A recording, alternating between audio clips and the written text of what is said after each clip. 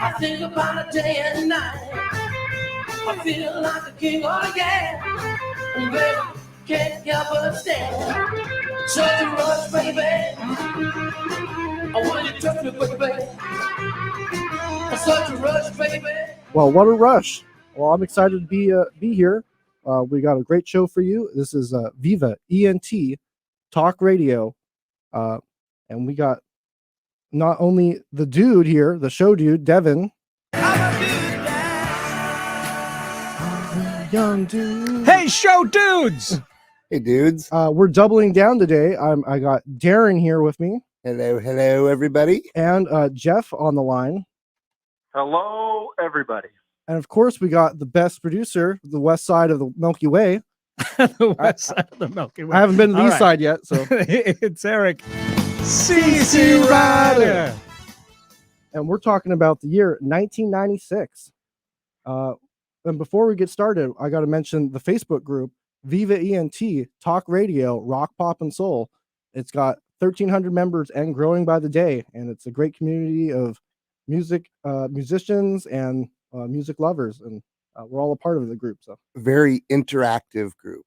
Yeah, it's nonstop there. There's always something happening on that group. Fun. And I got to mention my YouTube channel, Devin Creisler Studios. Over 1,750 band videos and more uploading by the day as I keep going to more shows. Videoed 12 bands this week. I just got to go post all those. So, wow. But yeah, what were you guys up to in 1996? Jeff, go ahead. Man, 1996. I was in high school. Like, just got my driver's license. So wow. That's about where I was. A lot of the music we're going to talk about today. I, had the compact disc. For the compact disc player. Back then, a lot of the cars had tape players, and if you wanted to listen to your compact discs, you had to have a tape adapter into a portable CD player. Into the CD to the cassette deck. Which you got at like Radio Shack, those state of the art. Yeah. And you had to be careful not to go over any potholes, otherwise the song would skip. Right. Right. Take it slow on those bumps, speed bumps. Yeah, those anti-shock or whatever they call them weren't that reliable. The anti-skip technology. Yeah, it did work pretty well after like the second or third generation of those, but to begin with, you were skipping. It was like playing a vinyl record or something in your car, or buffering a video these days. Yes, exactly. Low cell service. 1996 setting the stage. Like big movies like Independence Day came out.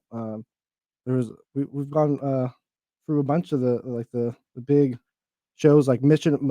Tom Cruise is on fire with Mission Impossible and Jerry Maguire. Right, with his famous line from Jerry Maguire, "Show me the money." Yep.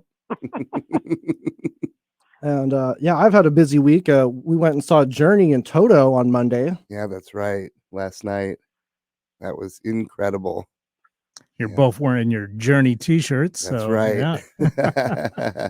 Now, I gotta ask. Who what's... opened for who? Toto opened for Journey. Yeah. Okay.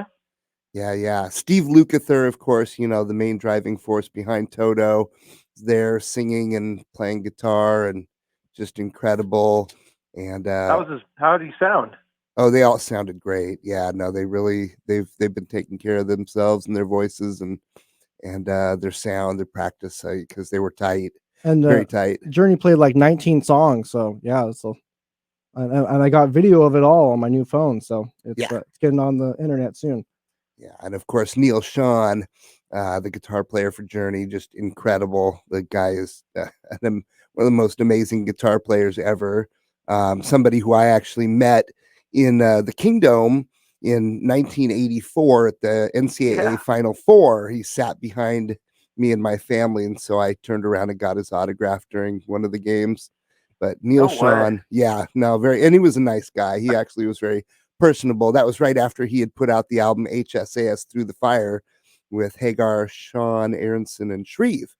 So I talked to him about that a little bit that day, but he is an incredible guitar player and he was on fire last night. Yeah. And some other bands that I've been going around lately, like the Herding Cats at the Lime. Those guys, yeah, check them out. They're there every Sunday and they play every song. Yeah. They do the great covers, and their drummer is an amazing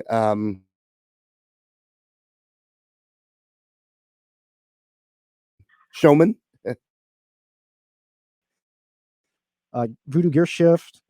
It's just so many that I'll be posting here soon of the bands we've been covering. Like Monday night last week, it was like 7 bands recorded. So 7 bands. Fun. Impressive.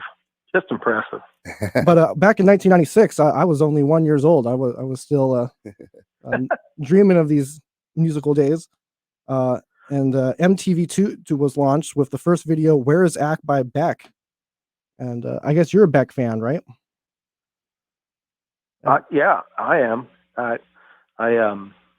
Yeah, that was off his second album, which was follow up to his first album, Mellow Gold, which didn't really produce much in the way of hits. But Loser. I was It gonna was say, that just was such the a one Loser massive was on, hit, though, right? Other than Loser, Right. The B-side on Loser was a decent song, but Beck Odelay, which was Odelay was a real actually, breakthrough. Yeah, and it was actually produced by the Dust Brothers, which Dust Brothers are famous for their production of Paul's Boutique, which is probably the biggest hip hop sampled album. I mean, there's hundreds of samples on Paul's Boutique, and they produced that album too. And you can, if you listen to the whole album, you can hear some similarities. And so I got a question for you guys. How do you test sound at a Beck concert? If you're a sound guy. What's that? How do you test sound at a Beck concert? How's that? Beck 1 2. Beck 1 2. Anyways. But yeah. I don't quit I'm not quitting my day job anytime soon. Yeah. I got a 45 days straight of shows and only 35 years more to go here where I'm retiring from showbiz, but I probably will never actually retire the way the pace I'm going right now. Right. But so do you know the number 1 song of 1996?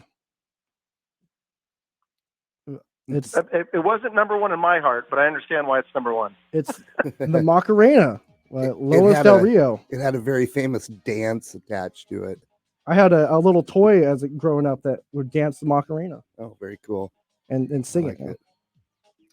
Yeah, I don't think this is a great song by any stretch, and it's interesting that it was a very specific remix, the Bayside Boys remix, that was the big hit. But it was kind of a throwback in a way to like the 60s when there was all these novelty dances that all had a song that went with that novelty dance, like the twist, the mashed potato, etc., that were big hits. I don't think we saw like a specific do this dance song be a hit in between the 60s and 96. Right. Electric Slide. Yeah, well, that's true. That's a good point. So in the 70s there was Electric Slide, but it wasn't this big. The Macarena was a cultural phenomenon. Still gets played sometimes. Yeah. And this is number 1 greatest one-hit wonder of all time, VH1 says. I believe it. Yes. And all-time Latin song.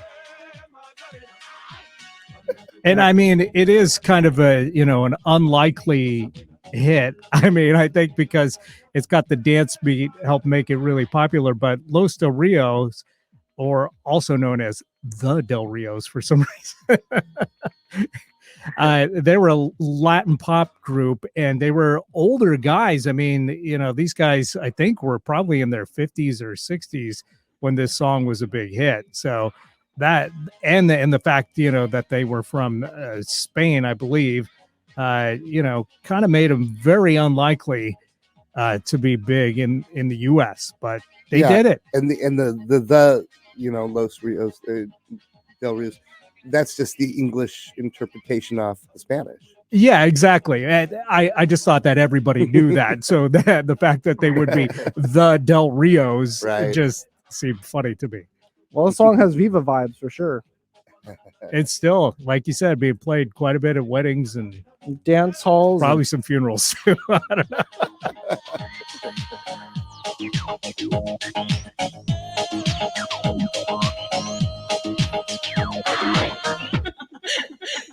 Yeah, a lot of people cover that song too.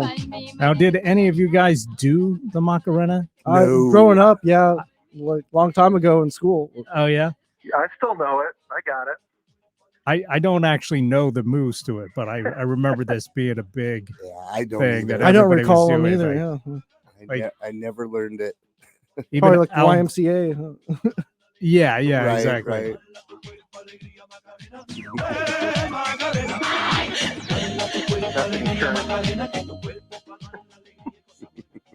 It's an earworm. I mean, Definitely. So another thing that happened in 1996 at the MTV Music Video Awards, Van Halen makes a surprise appearance with the original singer David Lee Roth.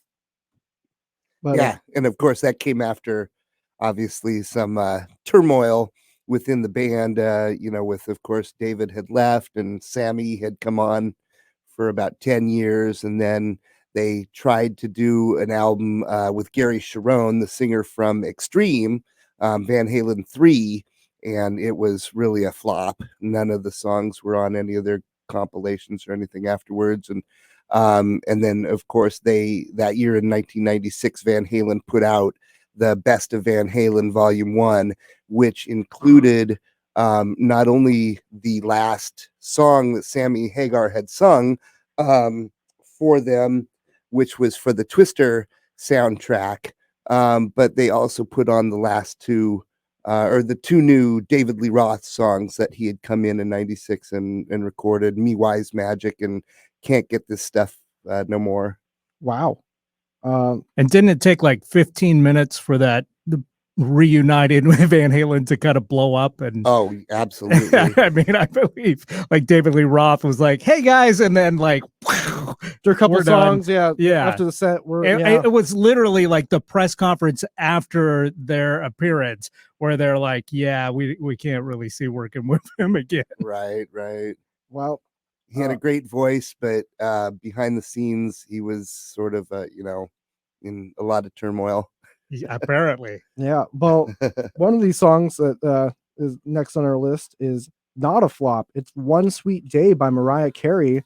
And this holds the record as like the longest song #1 on the Billboard charts ever. Yeah, well, she teamed up with Boys to Men on this one, so you knew it was going to be a hit. I mean, we spent like the last 6 years of shows where we're covering the 90s talking about how big Boys to Men were and how big Mariah Carey were in the 90s, and then you put them together, and of course, you're going to have one of the biggest hits of the decade.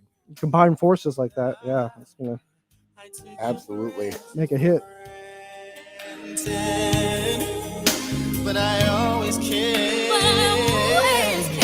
And I miss the love we share. Shining down on me from heaven. Like so many friends we've lost along the way. And I know we eventually will be together. Once we're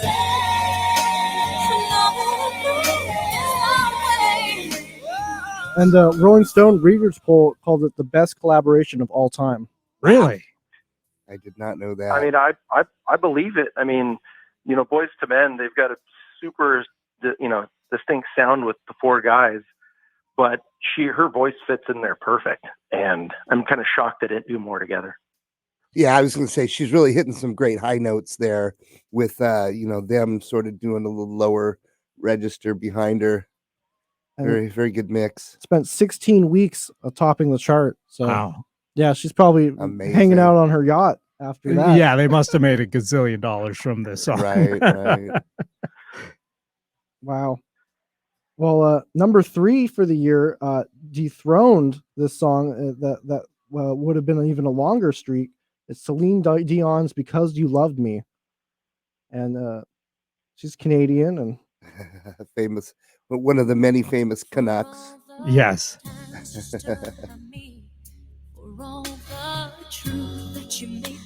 I think everybody associates Celine Dion most famously with the Titanic Of course. soundtrack, and My Heart Will Go On. But Yeah. you know, that's next year, yeah, 97. Yeah, she was already a superstar by the time that Titanic came out. Right.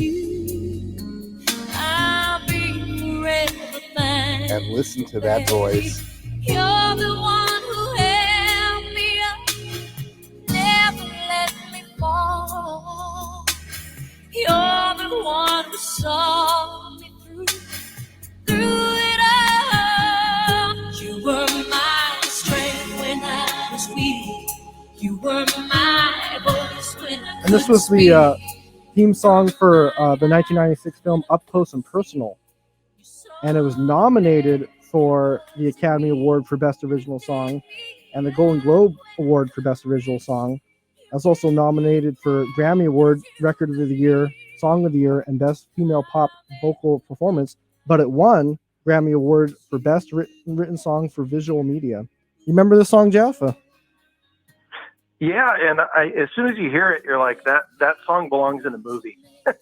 But I couldn't put my finger on it, so. But I don't know if Up Close and Personal is in my library of movies, but I don't think I've seen it either. Yeah. Another one where the soundtrack is more famous than the movie itself. Right.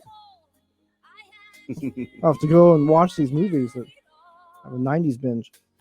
You know, sounds kind of like a rom drum to me, but Rom-com, rom-drum. it's actually probably a rom drum. Well, Nobody Knows, like number 4 for the year by Tony Yeah. Rich. Tony Rich Project, yeah. Yeah, he kind of came out of nowhere with this big hit.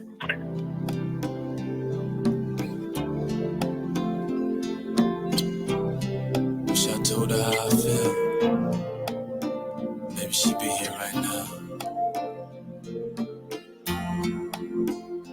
But instead, This was his only real big hit. I mean, he followed it up with top 50 single Like a Woman, but after that it just kind of dried up hit wise for Tony Rich. But you know, to score a number 2 in 1996, Oh, that's big. you know, Big deal. that would have probably set you up for life. Yeah. This is off his debut album, Words. Before people were saying word. Word up. You should have teamed up with Cameo. There you go. That was a decade earlier. Yeah. That was in You '86. get your one hit wonders together, and you know, you might do like the flip side to the Mariah Carey Boys to Me kind of thing. And this was nominated for Best Grammy Award for Best Male Pop Vocal Performance. Jeff, you know anything about Tony Rich? yeah, I mean, this kind of style of music is Babyface. You know, I mean, I think it would have done. He would have done a little better, like in '93, '94, when you know this kind of music was super popular. But yeah, I mean, this is I mean, you heard it all the time. Pretty cool. I think the production's really good on that. Yeah. Good song. Yeah, I enjoy this one too. No, like Jeff's right. The production value of this is really good. Yeah, I All mean all the parts very distinctly. and that flamenco guitar, just Yeah. the touches of it, Yeah. it's very kind Subtle. of distinct and different from most of the R&B that you were hearing at the time, for Mhm. sure. And 1996, like big shows like Seinfeld was big and Friends. And on January 28th, Chris Isaak makes a great appearance, a guest appearance on the television show Friends. Did you guys watch Friends back then? Oh, of course. What about you, Jeff? I did not. More a Seinfeld fan? Or? Yeah, oh yeah, definitely watch Seinfeld. But Me too. I'm more of a Seinfeld I mean, fan. I've got a lot of friends and stuff that were big into it, but I never really watched it. Well, I used to love Joey say, "How you doing?" One of his big don't lines. get me wrong, Jennifer Aniston. Here we go, but you know. Oh yeah, all three of them. My goodness. Well, the next day, January 29th, Garth Brooks refuses to accept his American Music Award for favorite overall artist, briefly explaining his belief that all music is made up of a lot of people. Yeah, that's so other people, in other words, deserve the award just as much as he did. It takes a village to make the these songs and productions happen. Absolutely. Like when I'm behind the scenes as a stagehand, like I was working John Mayer at the new Climate Pledge Arena. It's like takes so much to set up the equipment, and I mean, just inventing all this equipment took a lot. So can't just say you're one person. Well, March 4th, the Beatles' second reunion song was released, "Real Love." John Lennon, you remember that one? I do. Yeah. Of course, it was the second one, as you mentioned, to come out after. It was "Free as a Bird." Was the first one archival song that they pulled out to finish and release, and then this "Real Love" thing that John had demoed back in 1980, and that they'd finish up. Great production quality, because of course you got George Martin and and all the power of Abbey Road Studios and the Beatles behind that project. Was a sample of "Real Love." Yeah. I think I kind of like this one just a little better than "Free as a Bird." But I think both were, surprisingly good considering how they were formed, Sure. that they were basically just a demo that John had put together, and then the rest of the guys came in and kind of layered their parts. It wasn't like in the old days where they all kind of wrote together and developed a tune. So it ended up turning out pretty good. And part of that is, the production. Jeff Lynne from ELO was heavily involved with both of these recordings, I believe. And Traveling Wilburys he's also one of them. Well, yeah, Jeff Lynne was part of the Traveling Wilburys. Yeah, absolutely.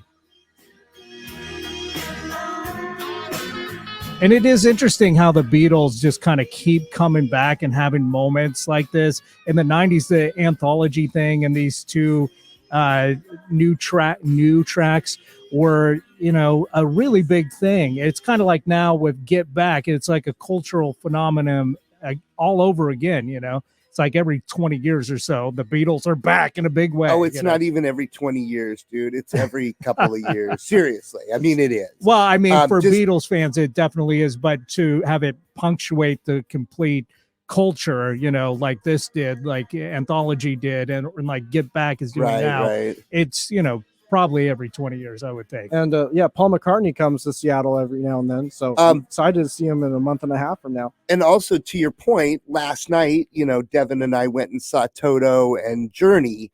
And what song did Toto play during their set? But I get by with a little help from my friends. Right on. And part of that is because he had, as he said during the show, he had toured with the Ringo Starr All-Star Band in one of their incarnations, and that was one of the songs that they had done, I think, during that tour.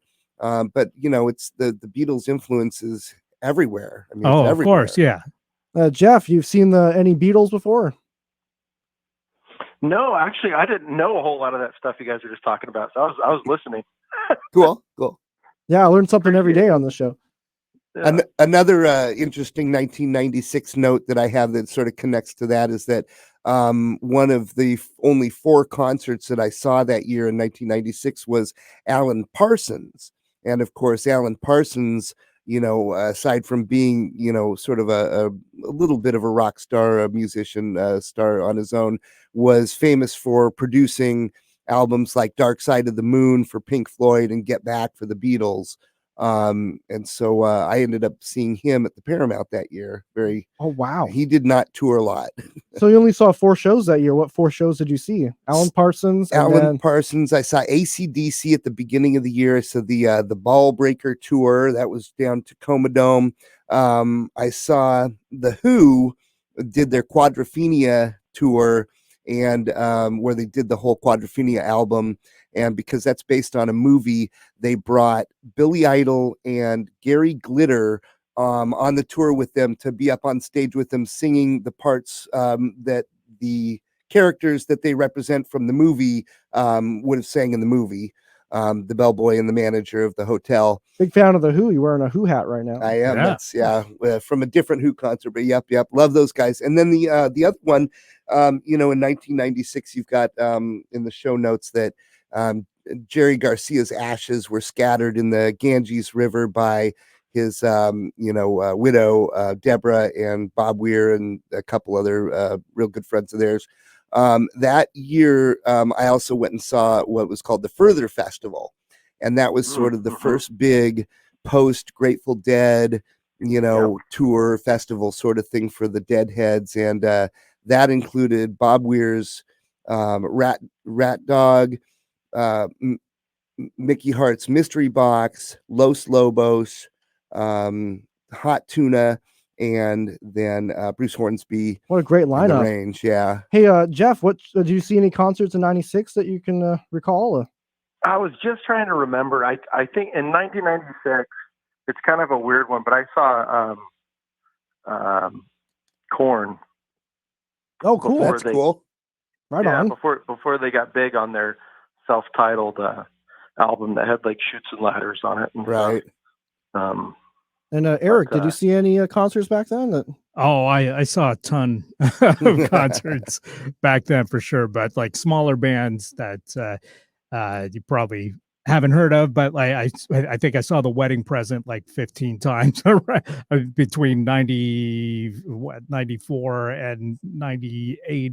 Probably saw them like more times than any other band, but they were fantastic. And I remember going to like Bumbershoots and to Endfest and to Lollapalooza. And so I saw like probably all the big alternative bands at all those shows. And yeah, it was a great time to see shows, because back then festivals were actually kind of affordable, which was cool. Like Bumbershoot back then was like $10 a day kind of thing.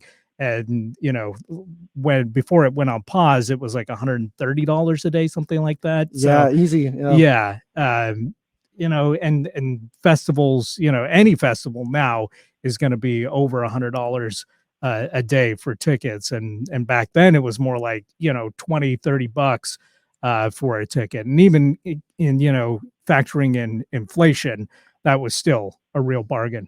Definitely. Well, back then you didn't have smartphones to capture it. So, I mean, I don't know. It's expensive these days, but at least I'm getting a good copy of it when I'm there. Yeah. And to your point, that the Further Festival that I went to that year, I'm pretty sure I only paid about $26.50 for this ticket for 5 bands. So yeah, I mean, it was reasonable. really reasonable, and Yeah. it was a good way to, to see a bunch of bands that you wouldn't necessarily have checked out before. Sure. Bumbershoot was fantastic for that. Yeah, Um, absolutely. I saw Beck a number of times because of that.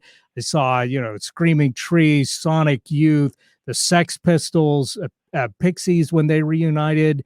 So many bands that I probably wouldn't have gotten the chance because they were, too big, playing like arena shows that I wouldn't normally check out, or, they were just, I didn't know that much about them and thought, hey, I'll check it out.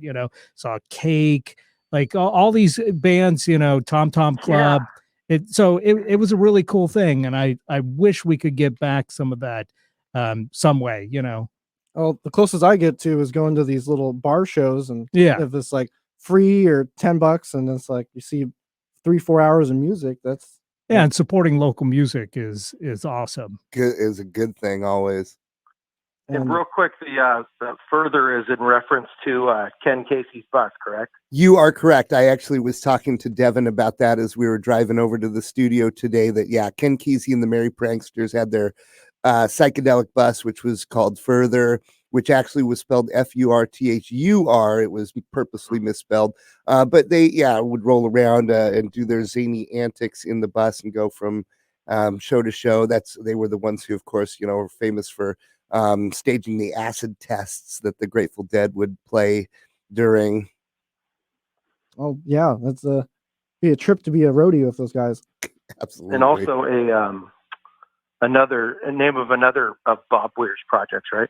Yes, you're right. Yeah, Bob Weir and Phil Lesh did the Further project. Yep, after many other projects like the Dead and yeah. And anyways, we could talk about that all day. Let's move on. well, anyways, Always Be My Baby, Mariah Carey, back in the charts here. More Mariah. Yeah. It was the 90s. there was definitely more Mariah. Yeah, always.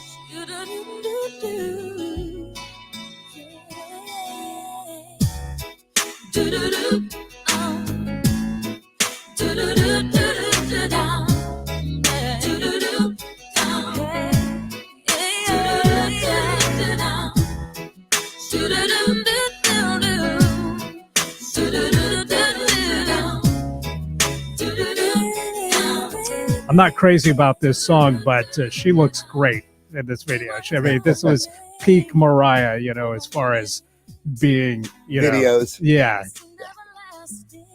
And she's just basically swinging on a rope swing over a pond for this whole thing. Right. And it works. She had as you said, she had a big place in the whole scene, and not just because her voice is fantastic and she had great people writing songs and stuff for her, but that she was able to take advantage of the different medias, the videos, and the different stuff. Certified 5 times platinum. Jeff, you remember the song Mariah? Oh yeah. This actually, in the 1995 show, I mentioned this was my favorite Mariah Carey album, but this song's actually produced by Jermaine Dupri, who huge producer of hip hop and R&B in the 90s in general. Yes. Well, that was number 5 for the year. I really like number 6. I played this song as well. It's "Give Me One Reason," Tracy Chapman. Yes, love Tracy.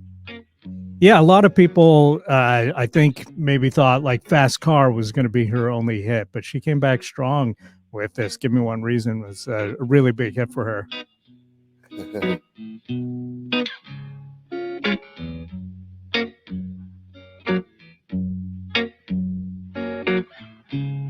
And she is so distinctive. Her voice and her playing is so different than pretty much anything out there. So it's kind of like unlikely success story, but very unique. Very unique. Good. Yeah.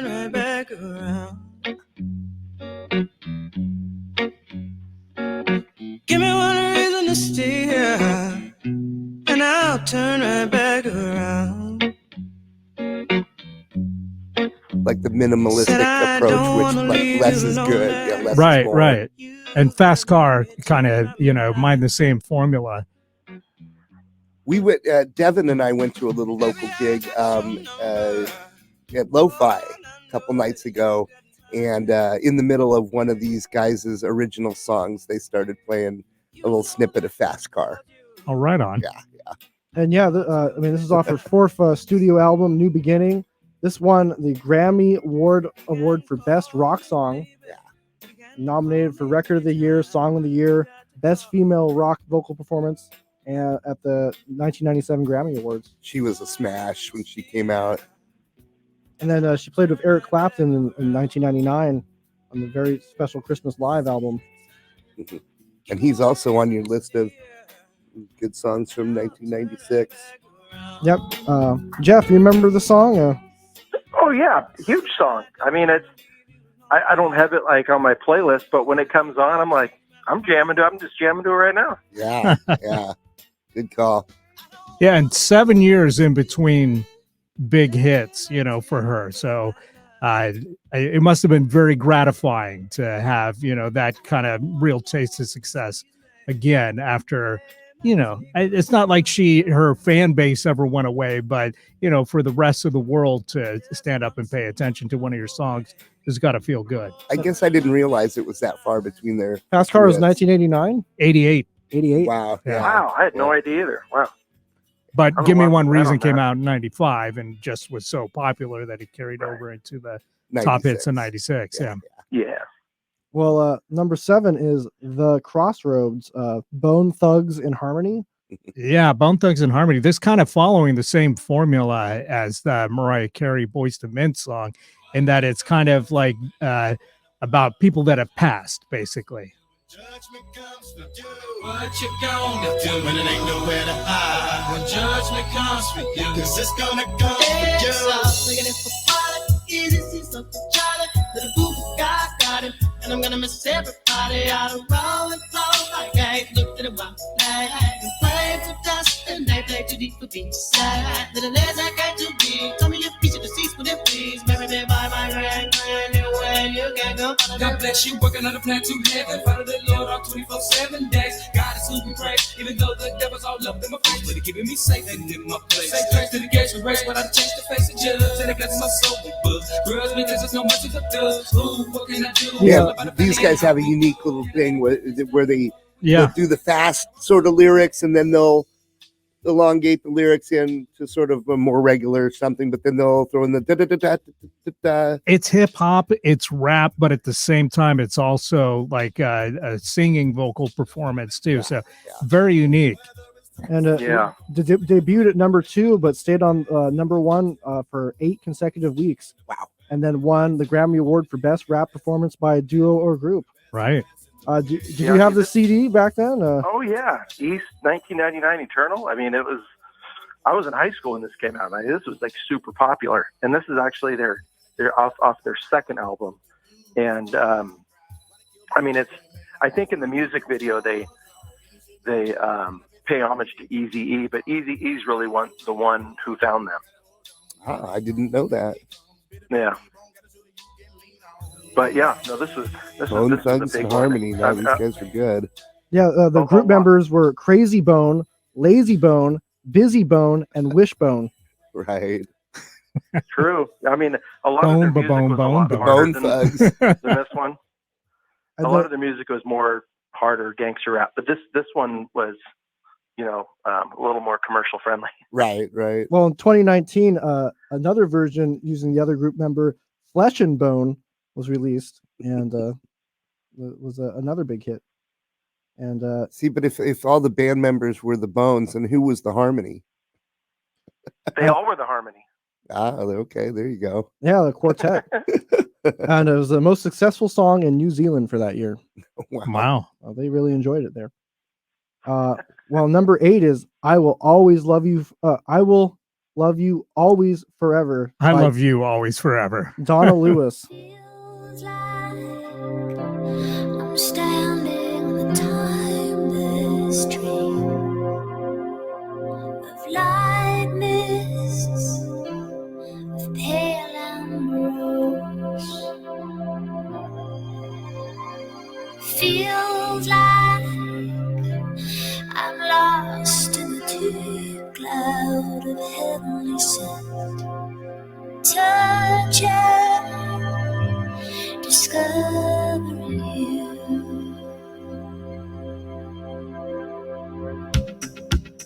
This is from her debut called Now in a Minute, which went platinum.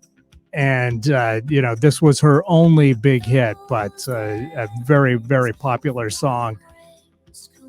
And I'm really surprised, actually, she didn't have more success than she had, because this song was just everywhere at the time. And she's obviously got a great voice and, is a good singer and a good songwriter. So, she had all the stuff there to be a superstar, but for whatever reason, after this song, kind of dried up. Well, she was number 2 for 9 weeks with the song, which it was so much competition this year.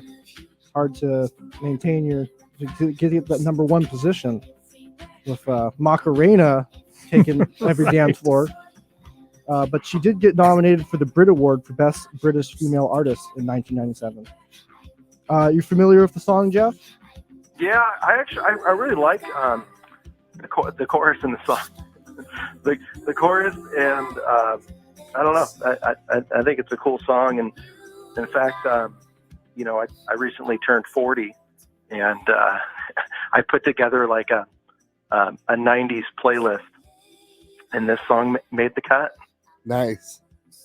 Yeah, this was the highest charting single on the Billboard Hot 100 by a Welsh artist since Bonnie Tyler topped the chart with Total Eclipse of the Heart in 1983. So, you know, Wow. Wales has produced a ton of great songwriters and great performers, you know, including Tom Jones, of course, and Donna Lewis and Bonnie Tyler. Catherine Zeta-Jones. Yeah, well, she wasn't a singer, but you know, Performer. but yeah, a lot. She was in that one. It wasn't she in the Rock of Ages? Was she I in believe that? she was. Wow. Okay. Well, Yeah. see, Wales just churns out, Yeah. you know, great music. And I'm part Welsh too, so hey. And the carries funny on. thing is, I'm actually part Welsh as well. Fantastic. Seriously. And in 2016, a cover version by Australian pop singer Betty Who topped the U.S. Billboard Dance Club Songs chart. Betty Who. Yeah. So song keeps carrying on through the centuries. Now, is Betty Who different than Betty Boo? I think a little bit. Yeah. Oh, wow. Betty Boo, Because I've heard of Betty Boo, but I haven't heard of Betty Who. Right. So right? interesting. The next one on the list is "You're Making Me High," Tony Braxton. Tony. Not to be confused with Tom Braxton. Or I guess it's Tom Paxton. Yeah, Tony It's like the- Braxton. It'd be hard to confuse those. Like the two. Betty Who, Betty Boo thing all over again. There you go.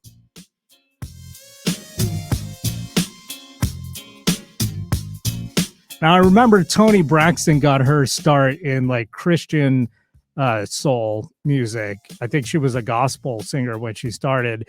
And this was kind of noteworthy at the time because she kind of stepped out Her and first departure. yeah, and was doing the more pop thing and kind of showing off her sexiness. Right. And it paid off, you I know. was gonna say, I remember she was a little oddie. She looks great in this video. Yeah. Another one like Mariah Carey, who found that you know, videos and different media could help her out a lot.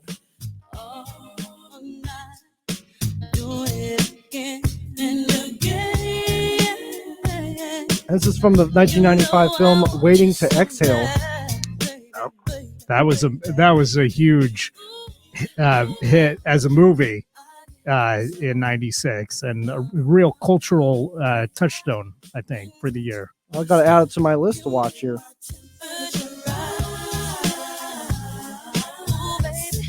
Now, all that said, I think I remember the visuals of this video more than I remember the song itself. Right. That's their first #1 single on the Billboard Hot 100 and Hot R&B Hot / Hip Hop Songs charts. Oh wow. Jeff, you remember this song?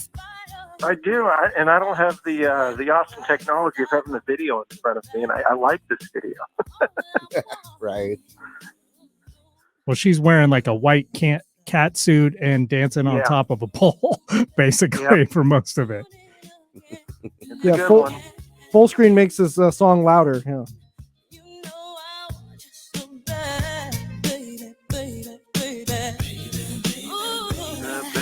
Baby.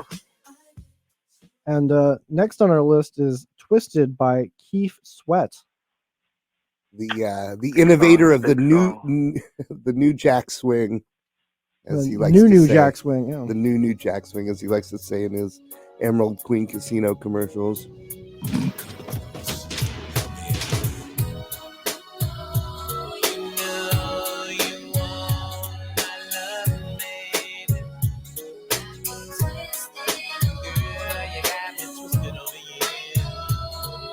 You know, I always assumed, despite it being a terrible name to choose, that Keith Sweat was just a stage name, that he chose that because, like, oh, I'm so hot, I'm getting sweaty or whatever. But no, he was born Keith Sweat. So. Wow.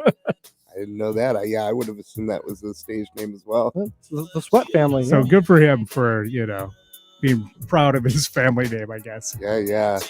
This is the one song though that they always play underneath the, those Emerald Queen Casino commercials for him. He loves that Really? place. Oh yeah, Huh. no, he's that Keith Sweat. He'll come to EQC, almost every year if he can, and then they'll of course have little radio commercials, and this is his big hit. So this is always sort of under the bed.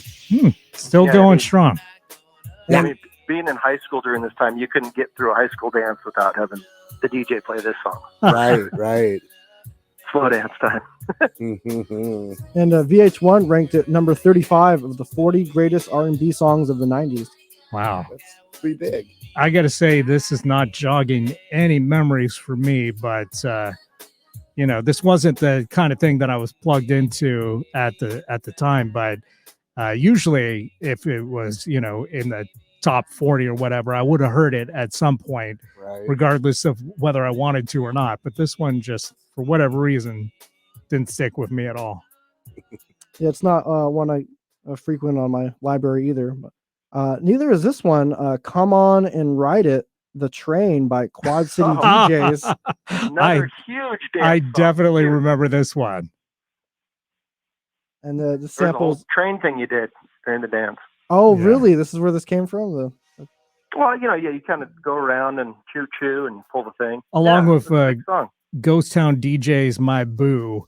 I remember it was like big kind of almost one-hit wanted to wonder dance tunes at the time.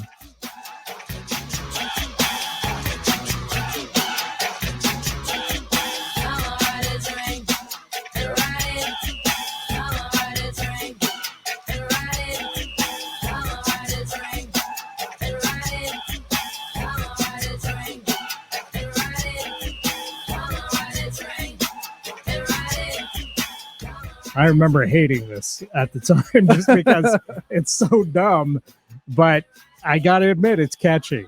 And Yeah. it samples Barry White's 1974 main theme from the soundtrack of the film Together Brothers. Another one I haven't seen. Right. Johnny will tell you he still gets this requested at gigs. Oh, I bet. Wow. It's a dance floor filler for sure, but it really is dumb. I mean, Come On Ride the Train and Ride It is the only lyric in the tune. No, Well, I mean, like a come on. Let's, breakdown. They've got like a breakdown rap in it, like you get from a lot of these songs. right. I was gonna say though that it's Oh, sort here of we just go. an obvious innuendo, right? Right. And yeah, I gotta listen to this next time I'm riding the train to nowhere, Come on, ride that train and ride it. taking the light rail. Pitchfork Media included the song as one of their 10 actually good 90s jock jams, Oh, all right. and it's played in a variety of events. But is it actually good? So That's up for debate, I the think. jury is still out. we're running out of time, but Yeah. we're definitely going to continue 1996 part 2 next week, and it's great having both of you on. But we got a few more minutes. Any announcements or shout outs, Jeff, to make? Well, just real quick on 1996, I saw that you had on for 1996 albums Metallica Load, and since I live in Grace Harbor, actually Metallica did a giveaway that year, and through MTV, and they would go to a town and they would play a concert, and a guy from Aberdeen actually won. Oh, wow. Aberdeen, Washington. And Aberdeen remember that. got a concert. Yeah, and MTV came out to Aberdeen, and they filmed the concert, and Kurt Loder was out there doing the live from MTV at some little small tavern in Aberdeen. That's cool. I actually met Kurt Loder at the free Pearl Jam show at Magnuson Park, the Drop in the Park show. He was there, of course, covering for MTV News. Wow, I'll have to find this on the internet. These videos that hopefully are out there. Yeah, it's out there. You can find it. Oh, very cool. Very cool. And Aberdeen is famous for, being the home of Nirvana, the birthplace of Nirvana. Right. nearby is Ocean Shores, and Johnny's playing out there. April 6th, there's a karaoke at the Seabrook, And then April 12th, there's an open mic at Pirates Cove. So check it out. Also, yeah, if you haven't been on the Viva ENT Talk Radio Rock, Pop, and Soul Facebook group, come join us today. It's really fun. So, Fun. Awesome. Great group. Well, guys, we're just about out of time. All right. So let's leave everybody with the number 12 song for the year, Everything But the Girl, Missing. You know, they started as kind of a folk pop indie group. And then when their song Missing got remixed and had a dance beat put to it, it became a really massive hit for them and kind of launched a whole new career in electronica for the group. Huh. And in fact, there's a version of this that doesn't have the dance beat. That's just way more acoustic. That is, you know, the same song essentially, but minus the beat. That wasn't a big hit. But you know, the power of the remix in the 90s. I don't think I've heard of these guys. Really? Yeah. This was a really big hit and great vocal from Tracy Thorn. And a great one to leave us with, because we'll be missing you guys until we come back for part 2 of 1996. Yeah, tune in on Thursdays at 5. Yep. Yeah, we'll got to bring you back, Jeff, for more history of the 90s. Let's do it. Same with you, Darren. Yeah. Thank you very Thanks much. for coming on. Appreciate it. Yeah. Hope everyone has a great Thank evening you. out there in Seattle and beyond, and take care.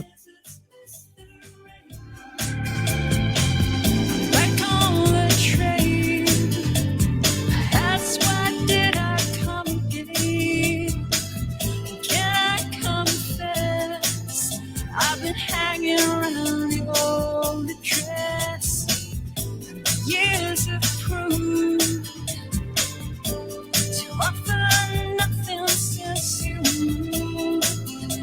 You're long gone, but I can't move on, and I miss you. Like the deserts miss the rain, and I miss you. The deserts miss, and I miss you.